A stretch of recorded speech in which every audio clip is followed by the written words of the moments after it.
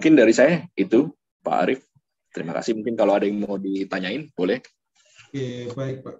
Penjelasannya yang disampaikan sangat praktis sekali ya. Jadi selalu ada beda kepentingan dengan beberapa unit, baik dari PIC, dari accounting, dan dari marketing. Memang terjadinya memang seperti itu Pak. Dan ada mengunggulkan dasarnya dia dalam menentukan posnya ya, bagaimana sales. Jadi ada 25, ada yang ketemu 21, ada yang ketemu dan lain-lain.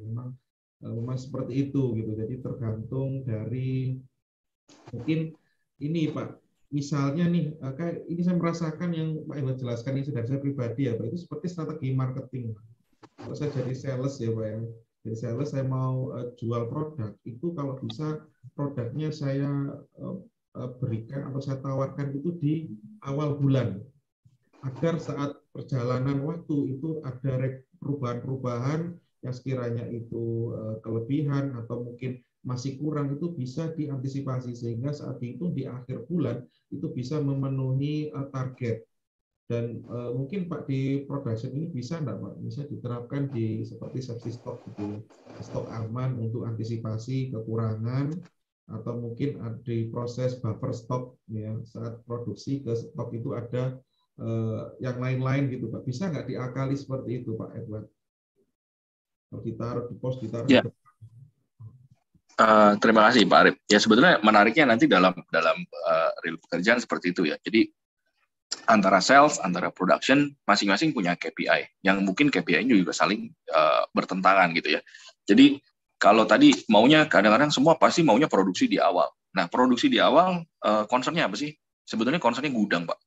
Jadi biasanya nanti mesti dilihat secara stok, karena gini, kalau production biasa juga ada siklusnya. Misalnya kalau kita mau produksi selama 5 hari tadi, seminggu, kalau terutama makanan, minuman ya, karena kita ada proses sanitasi. Jadi saat kita mau bilang, sales bilang, oh ada 3 varian nih, ada coklat, ada vanilla, ada strawberry. Saya mau di depan semuanya, tapi kalau misalnya mesinnya ada 3, ya mungkin bisa masing-masing varian satu-satu, no problem. Kita bisa fulfill si sales, tinggal persiapan gudangnya cukup apa enggak. Cuman kalau misalnya lainnya ternyata cuma 1, biasanya kan ini cukup menarik nih. Jadi pasti ditanya, mau yang mana dulu nih?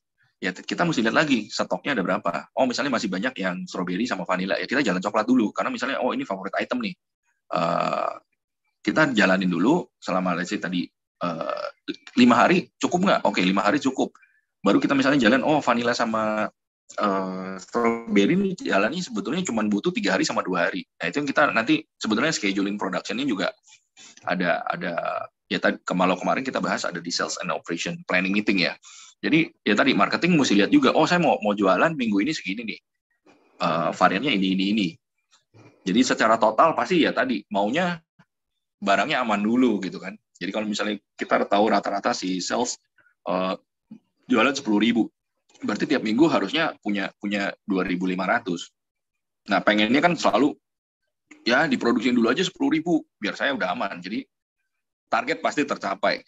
Tapi keadaannya tadi nggak seindah itu sih. Jadi ya kita biasanya lihat by weekly, stoknya ada berapa, production-nya mau ditambah berapa, nah marketing bisa nggak? Ya mungkin tadi sih Pak, jadi nggak bener sih kalau sales pasti maunya amanin barang dia gitu ya, karena dia punya sales target 10.000, apalagi bulan ini misalnya mau naik 10% atau 20%, oh mau 11.000, 12.000, dia pengennya, barang udah ada dulu di gudang nih, jadi dia aman, tinggal jualan, nggak mikirin, aduh begitu orang pesen stoknya nggak ada. Nah ini lebih cilaka gitu kan. Ya jadi tapi dalam prakteknya biasanya kita bagi mingguan sih Pak. Nggak langsung sebulan kita lihat sales forecast-nya. Intinya dari sebulan ini kita juga bandingin produksinya terhadap sebulan gitu loh. Jadi nggak bisa in the real life-nya nggak bisa kita bilang bisa nggak semuanya di awal bulan atau di tanggal 1 semua stok pasti ada. Kejadiannya belum nggak seindah itu sih Pak sebetulnya. Mungkin itu Pak. Oke baik, terima kasih penjelasannya Pak ya. Jadi bahkan dari beda perspektif pun juga perspektif dari manufakturnya, dari production-nya juga ada antisipasi rule kegiatan yang harus mengantisipasi dari marketing. Baik, mohon izin Pak Edward, ini ada pertanyaan dari rekan mahasiswa Pak ya. Ini dari Mbak Aurel, Mbak Aurel Atejagusuma. Faktor apa saja yang mempengaruhi akurasi peramalan dan bagaimana cara yang akurat untuk melakukan peramalan. Nah, ngomong tentang akurasi, Pak, ya, kebetulan saya juga mengambil statistika, Pak. Itu ada yang namanya akurasi dengan presisi. Kalau yang di teori, Pak, di statistika itu kalau akurasi itu mengacu kepada target. Tapi kalau presisi tidak mengacu pada target, tapi data itu mengumpul di suatu tempat. Sebenarnya idealnya itu adalah akurasi dan presisi seharusnya. Jadi semua jumlah dan lain-lain itu sesuai dengan target dan data itu mengumpul semua di area target.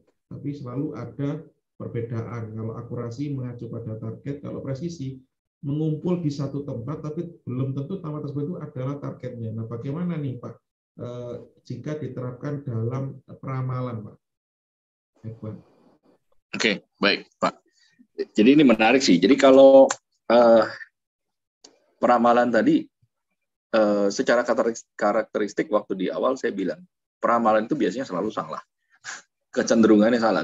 Nggak pernah tuh kita bilang, oh kita ramal akan angkanya tepat, exact. Jadi akan boleh dibilang akan sulit gitu ya. Jadi saya pernah lihat juga di website itu on average rata-rata peramalan ya tadi angkanya sekitar 70%, 80%. Jadi nggak bisa kita bilang oh akurasi atau tadi presisi bisa sampai benar-benar sampai 90-100%. Itu juga saya bilang agak sulit sih sebetulnya. Tapi karena kita ini memprediksi atau memproyeksikan demand di masa depan, at least kita punya 70% daripada kita nggak punya sama sekali sebetulnya. Jadi kalau ditanya gimana cara yang paling mendekati ya. Jadi kadang-kadang kita perlu ngebersihin data lah bahasanya gitu ya. Jadi kadang-kadang kalau kita nggak rajin nyatet atau nggak punya histori, misal contoh di tahun lalu ternyata kita ada promo di bulan Oktober, misalnya promo gede-gedean lah, tapi kita nggak catat gitu loh. Jadi datanya nanti secara di tahun lalu di 2021 di Oktober tuh naik tiba-tiba. Nah, bisa jadi salah jika di bulan Oktober di 2002 kita nggak melakukan promosi yang sama dan kita tidak mengeluarkan data itu. Atau kalau di Wafer Tango ini biasanya ada istilahnya festive ini peak season-nya gitu ya. Jadi masa-masa nanti di bulan mau lebaran itu biasa kita udah mulai start production nih di bulan-bulan Q4 ini nih. Jadi November, Desember udah mulai production mulai digenjot nih. Yang biskuit di kaleng itu udah mulai start gitu loh. Nah, yang seperti itu yang harus kita datanya kita harus data bersihin gitu loh. Jadi kalau memang datanya real nggak ada promo, ya diadunya sama yang nggak boleh ada promo. Mungkin dari situ ya kita mesti rajin juga ya mencatat bahwa kegiatan di 2001 itu ada apa. Misalnya Oktober gitu, tiba-tiba naik. Di bulan Oktober kita forecast mau naik juga, cuman bilang kok aneh ya. Yang kayak gini-gini yang sebetulnya harus menjadi concern kita juga gitu loh. Jadi bandingin apple to apple data itu nggak bisa kita cuma lihat oh pokoknya tahun lalu sama tahun ini Pak kita bandingin. September ketemu Oktober, oh yang kemarin naik 50%, tahun ini kita hajar Pak, naik 50%. Tapi kalau misalnya 50% kemarin itu misalnya contoh, kemarin nggak buka Indomaret gitu ya, atau misalnya ya tadilah paling gampang contohnya nggak ada promo, atau kita ya nggak ada promo deh. Bulan tahun lalu ada promo, yang sekarang nggak ada promo. Hasilnya akan beda, pasti beda. Dan ini saat kita nggak tarik datanya, kita nggak keluarin. Ini bisa jadi bias, bisa jadi salah, bisa jadi salah. Jadi cleansing data, clean up data ya cukup penting untuk melihat bahwa forecasting ini ya mempunyai data historis atau time series-nya benar-benar mewakili. Mungkin itu sih Pak. Baik, terima kasih Pak penjelasannya ya. Selalu berubah-ubah ya. Namanya forecasting itu tidak selalu benar, tapi forecasting itu juga dibutuhkan untuk pengambilan keputusan yang berikutnya gitu ya Pak ya, karena berdasarkan data historis. Dan akan lebih bagus lagi jika forecasting ini karena melibatkan di accounting, melibatkan di marketing, dengan produksi ini apa istilahnya didudukkan bersama gitu. Tujuannya adalah membuat kesepakatan dan keputusan. Yang diharapkan dari keputusan yang melibatkan dari 3 unit atau 3 pihak ini itu adalah semua resikonya, semua akibat atau dampak dari pengambilan keputusan tersebut itu semuanya bisa menanggung beban resikonya masing-masing. Itu kan lebih aman ya Pak ya. Jadi tidak saling menyalahkan gitu ya Pak ya. Forecasting ini sebagai acuan untuk tindakan keputusan secara bersama. Jadi resikonya akan ditanggung bersama dan yang lain-lain gitu. Dan forecasting ini tentu sangat penting walaupun tidak selalu benar. Sangat penting walaupun tidak selalu benar. Gitu ya Pak ya. Betul ya Pak ya. Itu komunikasi sih. Jadi kalau udah di real pekerjaan ya komunikasi ini kadang-kadang lebih penting menurut saya. Karena ya tadi kalau kita mau adu bener-beneran, masing-masing tadi punya hitungan, saya bilang semuanya benar. Nah, cuman jadinya yang ada karena kita harus capai goal ya. Jadi kalau kita kerja ya pasti kan mau masing-masing divisi kita punya goal, kita punya tujuan, kita punya visi misi yang sama supaya kita bisa sinkron. Jadi kalau misalnya kita ada perbedaan kayak tadi, kita bisa bahas benar-benar secara dingin lah ya, nggak wah saya dulu kuliah diajarin begini kok sekarang dibilang salah, ya nggak bisa gitu juga ya. Kita mesti banyak dengar sih. Kalau saya bilang kita dikasih kuping ada 2 ya supaya kita bisa lebih banyak dengar, dan dengan mendengar kita mensolusikan permasalahan kita bersama-sama ya, harapannya pasti demi kemajuan semua ya, dari perusahaan, dari semuanya kita bisa sama-sama menjadi lebih baik gitu loh. Jadi ya walaupun tadi dua-duanya benar, ya kita nggak bisa adu keras-kerasan bahwa oh saya yang paling benar gitu loh. Pasti ada sesuatu yang menjadi jalan tengah lah gitu untuk semuanya gitu. Ada noise ya. Oke. Sorry, saya udah balik ke laptop, tadi saya pakai handphone. Oke, ada noise ya Pak ya. Oke, baik. Sangat seru sekali ya Pak ya.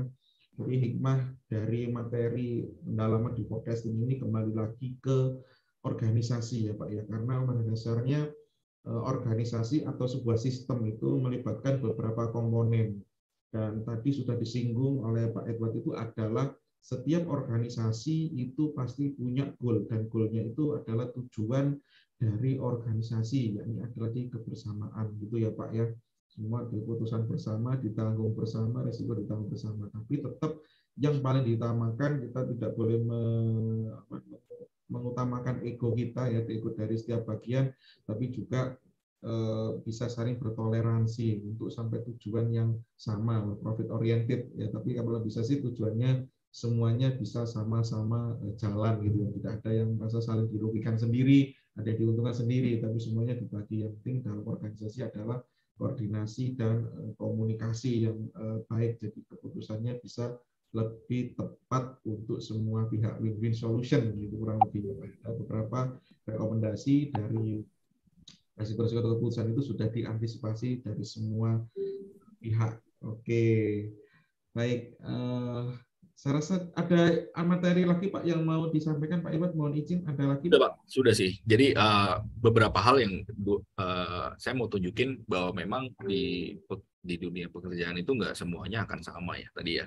Walaupun kita bilang secara perhitungan dua-duanya benar. Jadi memang saya sengaja saya tabrakin ya, bahasanya saya tabrakin bahwa secara cara pandang orang tuh bisa beda-beda kayak tadi ya. Jadi kalau walaupun kita secara matematikanya sudah benar dari sisi PPIC atau dari sisi accounting sudah benar, tapi saat kita jalankan ada salah asumsi lah bahasanya saya, agregat dari produksi mingguan yang diagregatkan, ini bisa menimbulkan juga kerancuan. Jadi kalau mau dibilang production benar nggak? Benar. PPIC benar nggak? Benar. Accounting benar nggak? Benar. Nah, cuman dari datanya ini saya agak tabrak gitu loh. Jadi secara matematika, secara logika, masing-masingnya semuanya benar tadi saya bilang. Tapi saya mau kasih lihat apa yang salah gitu ya. Jadi hal ini ada kejadian ini di lingkup pekerjaan gitu. Jadi saya nggak kan tujuannya dari sini juga supaya bisa buka wawasan, nggak hanya teori-teorinya saja. Ya ekspektasinya dengan seperti ini para mahasiswa mahasiswinya juga bisa bisa lebih punya wawasan yang lebih luas gitu ya.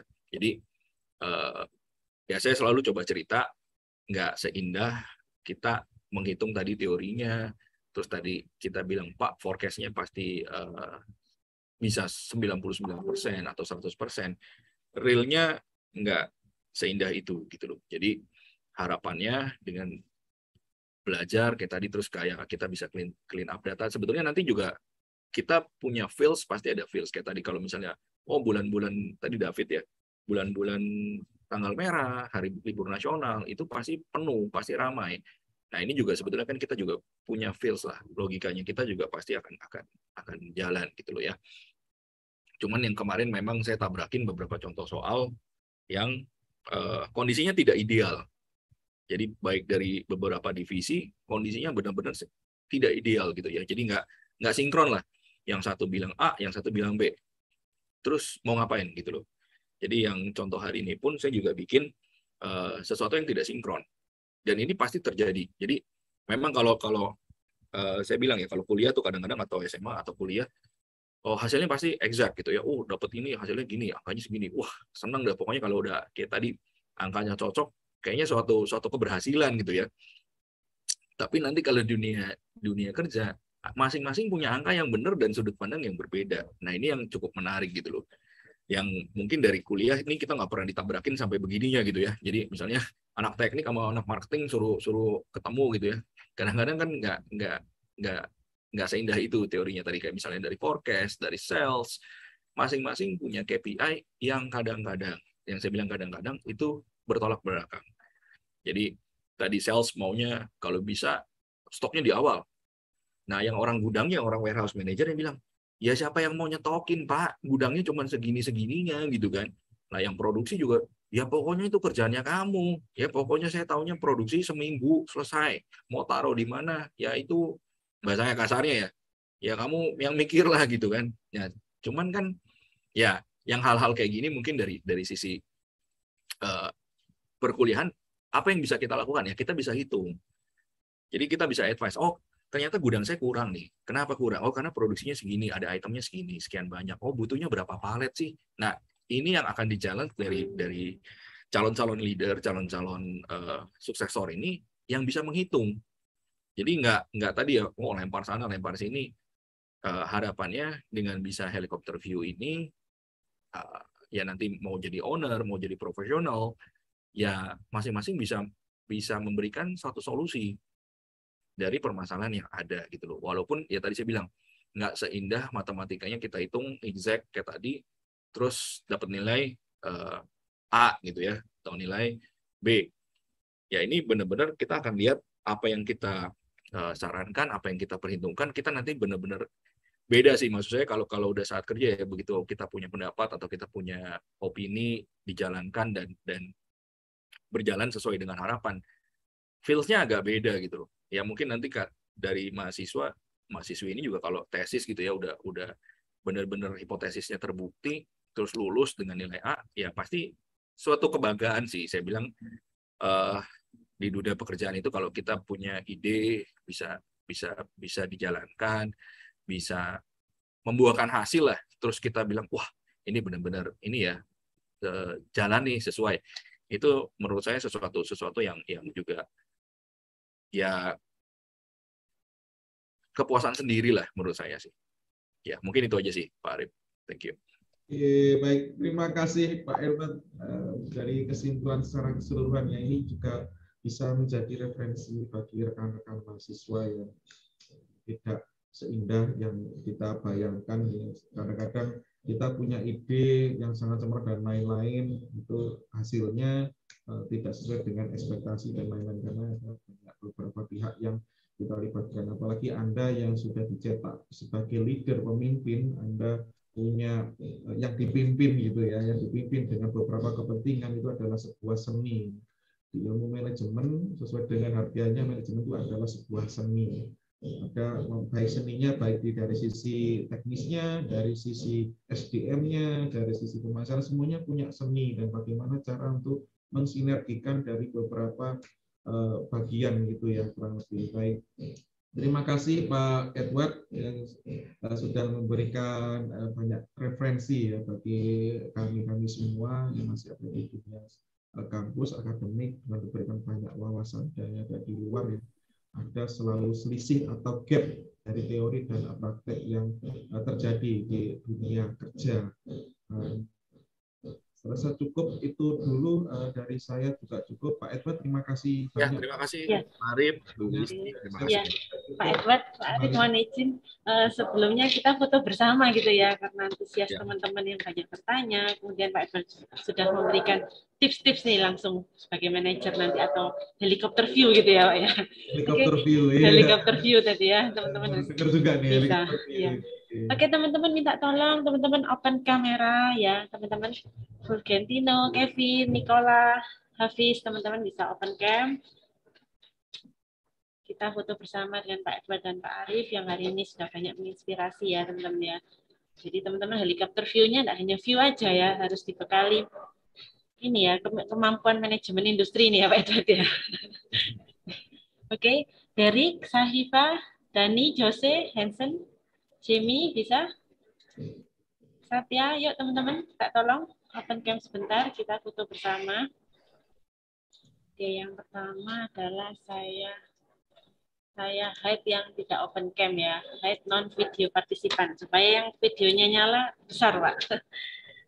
Nah, langsung pada nyala semua. Oke, open cam semua ya, karena yang enggak nyalakan Ibu hide ya, biar kelihatan nih yang besar-besar. Oke, kita foto bersama ya, 1, 2, 3. Oke, untuk halaman pertama, untuk halaman kedua, 1, 2, 3. Oke. Ya, terima kasih banyak Pak Edward. Terima kasih Pak Arif, Bu Listia. Mohon maaf tadi gangguan beberapa kali. Ya Pak. Ya, terima kasih semuanya. Terima kasih. Sampai ketemu di pertemuan selanjutnya Pak Edward. Terima kasih Bu. Pak Arif. Terima kasih. Terima kasih. Izin live ya Bapak Ibu. Ya Pak. Dan selalu Pak. Terima kasih. Terima kasih Bu Listia, mohon izin live juga ya Bu ya. Siap, terima kasih banyak Pak Arif atas bantuannya sebagai moderator. Sampai ketemu di kelas berikutnya Pak Arif ya. Ya Bu Listia. Terima kasih. Oke, terima kasih teman-teman sudah join dan hadir dan menyimak ya. Kita ketemu lagi di pertemuan kelas praktisi berikutnya. Terima kasih Bu. Terima kasih. Terima kasih Bu. Terima kasih Kevin. Terima kasih Bu. Ya.